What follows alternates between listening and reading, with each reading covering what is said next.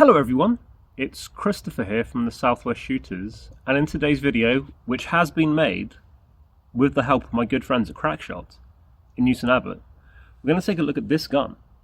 This is called a Diana Skyhawk, and in terms of the specifications of this gun, this is a pre-charged pneumatic 2.2 unregulated bullpup.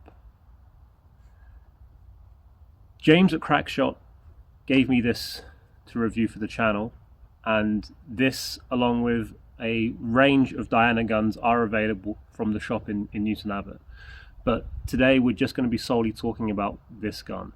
I'm going to give you some of my thoughts, good and bad, on the gun, and I'm also going to show you some data. I'm going to be shooting the gun at around 42 meters outside from this picnic bench, so you can judge for yourself whether you think this is a suitable grouping for a purchase.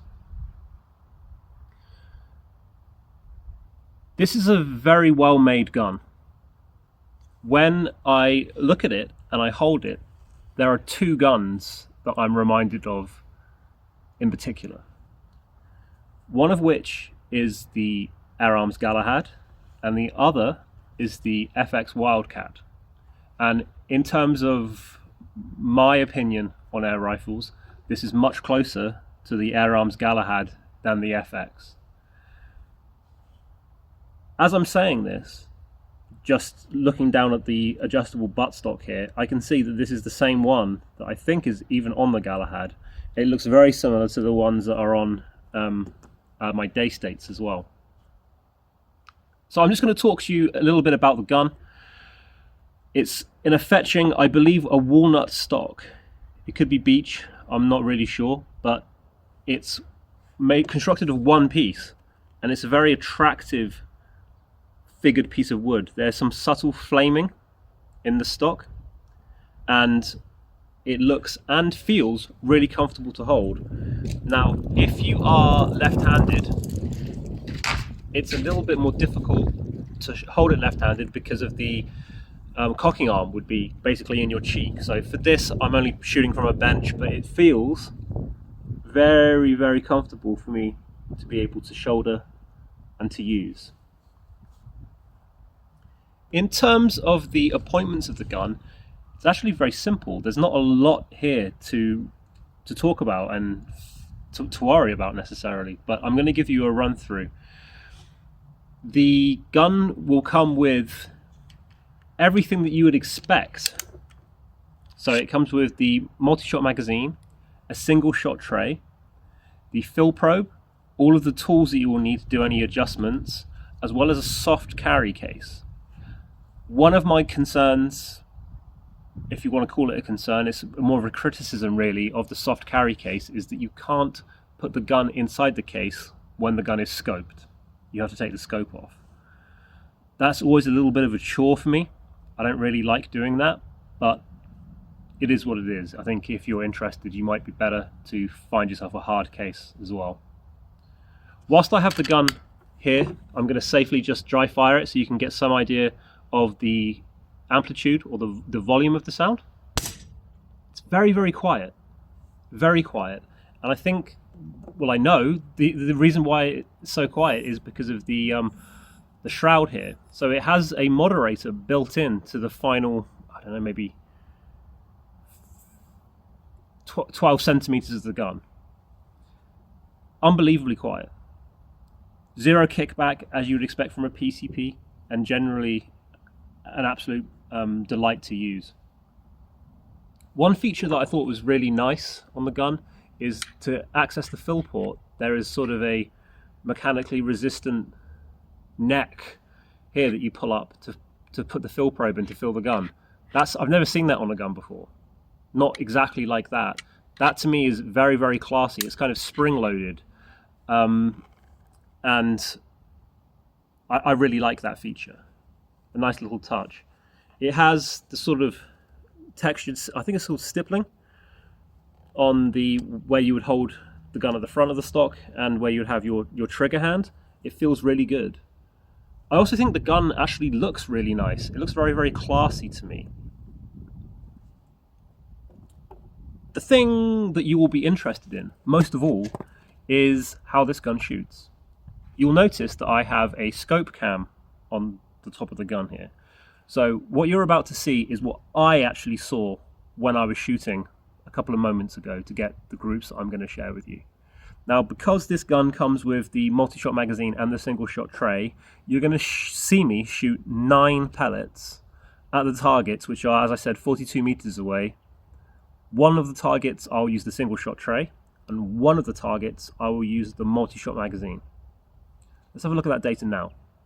So to give you some idea of the distance that I'm shooting at, which is I think 42 or 43 meters, I'm just going to zoom in for you. So the first target here, we will use the single shot tray, and when I've done 9 shots in the single shot tray, I will switch over to the magazine. I'll do the same thing using the magazine. Here we go.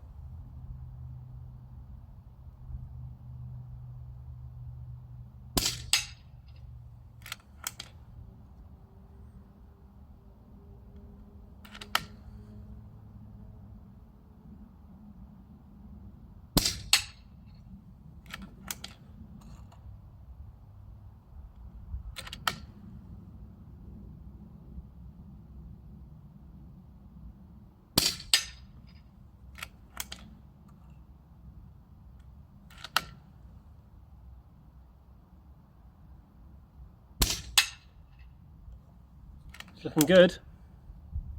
And this one, that skirt is deformed. Number 9.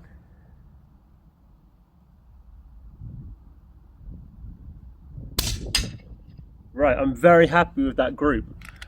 So what I'll do, I'm going to take the single shot tray out and I'm going to put in the magazine so we can look at what the grouping is like comparing the single shot tray to the magazine. Now I'm going to take my time. Let's see what I can do.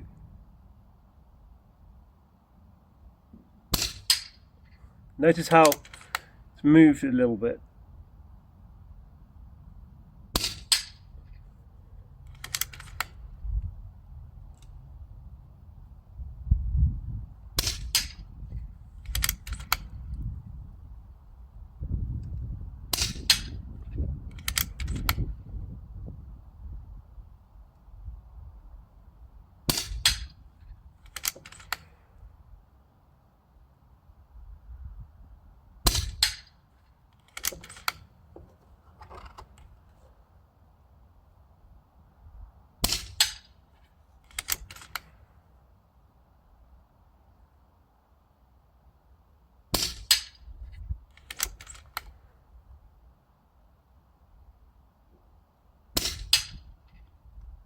Okay, there you go. That is me shooting the Diana Skyhawk using the single shot tray and the multi-shot. I will stop the video and I will go and get the targets. We'll do a bit of comparison, all right? Okay then, so on the left hand side we have the single shot tray and on the right hand side we have the multi-shot.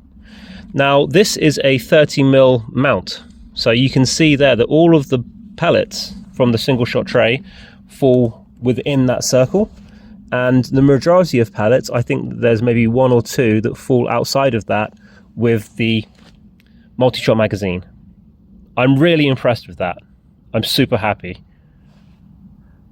In terms of criticisms of the gun, it's very difficult to say anything that I think is really justified. So earlier on I said about how that in the soft case that you get with the gun, you can't have a scope on it when you put it in there.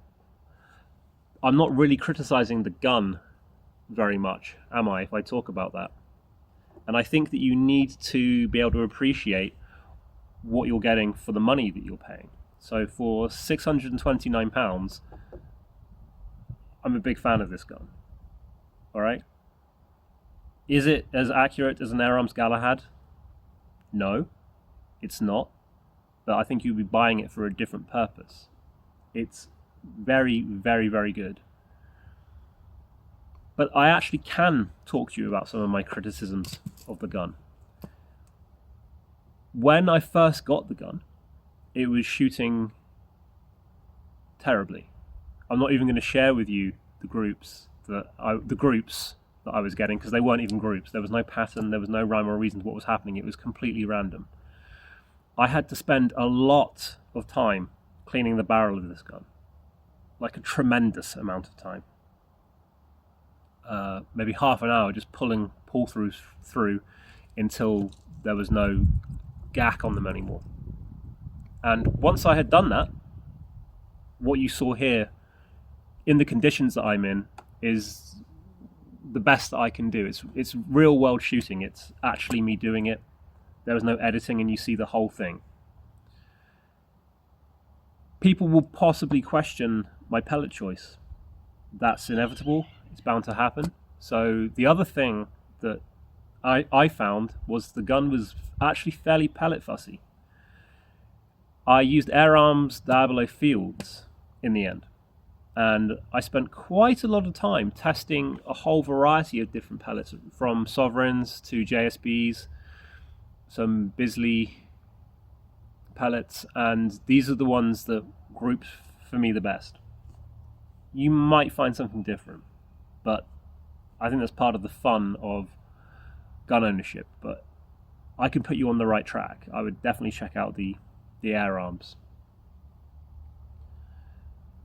One thing that you're not going to see in this video, but I think it's really worth talking about, is the application of this gun in a sporting or a field-based scenario. The gun's very light, unbelievably light, and even with this heavy scope on, it's very comfortable and easy to use. And I believe that lends itself to shooting for field or sporting purposes, let's put it that way. It isn't, for my money, a target rifle, although with the single shot tray, I'm happy with that group. They're all around an inch. You might be able to do better. If you can, well done, but for me, I'm really happy with that.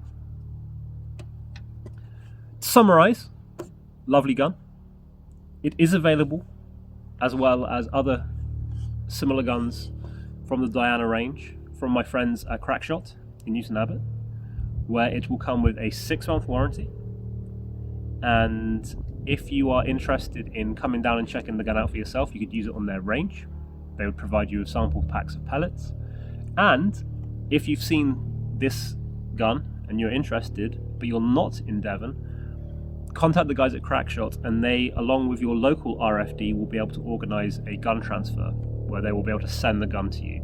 But obviously that needs to be done with another gun shop.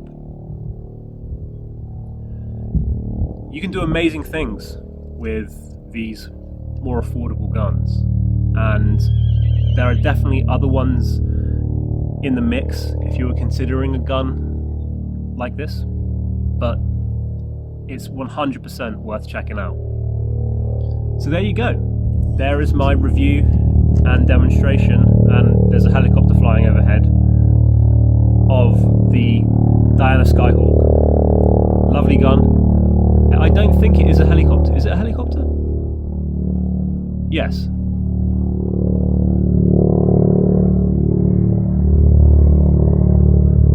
It's just fun to watch, isn't it? But I think it's the Devon Air Ambulance.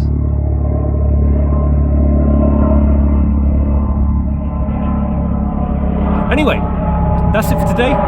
I'll be back with Professor Ballinger soon for a video. Take care. Bye bye.